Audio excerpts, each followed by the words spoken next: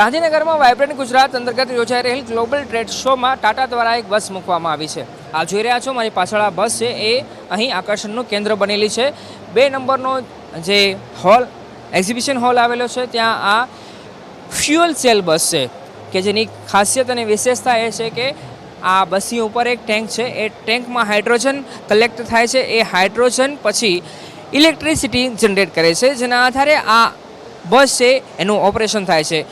દેશમાં પહેલી બસ છે કે જે ટાટા દ્વારા તૈયાર કરવામાં આવી છે। અત્યાર સુધી એક કાર અન્ય કંપની દ્વારા તૈયાર કરવામાં આવી હતી, એ હાઇડ્રોજન કાર હતી, પરંતુ પહેલીવાર એક મોટી બસ છે એ ટાટા દ્વારા તૈયાર કરવામાં આવી છે કે જે પર્યાવરણને નુકસાન ન પહોંચે એ રીતે ખાસ એને ડિઝાઇન કરવામાં આવી છે। અને ખાસિયત એ છે કે આપ ઉપર જુઓ તો હાઇડ્રોજન કલેક્ટ થાય છે, ઉપર ટાંકી તૈયાર કરવામાં આવી છે। એ ટાંકીમાં હાઇડ્રોજન બાદ એ ઇલેક્ટ્રિસિટી કન્વર્ટ કરે છે, ઇલેક્ટ્રિસિટી ઉત્પન્ન કરે છે, જેના થકી આ આખી બસનું સંચાલન થાય છે।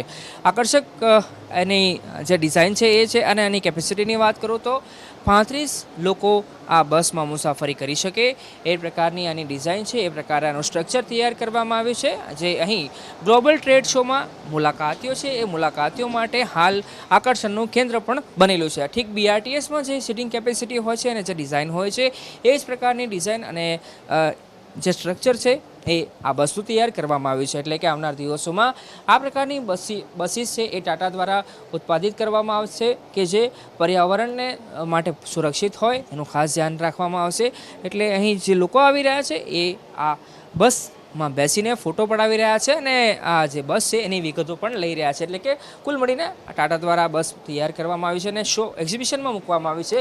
એ લોકોમાં ચર્ચાનું અને આકર્ષણનું કેન્દ્ર હાલ બનેલી જોવા મળી રહી છે। કેમેરા પર્સન નૈનેશ ગુરિયા સાથે અર્પિત દરજી, ABP અસ્મિતા, ગાંધીનગર।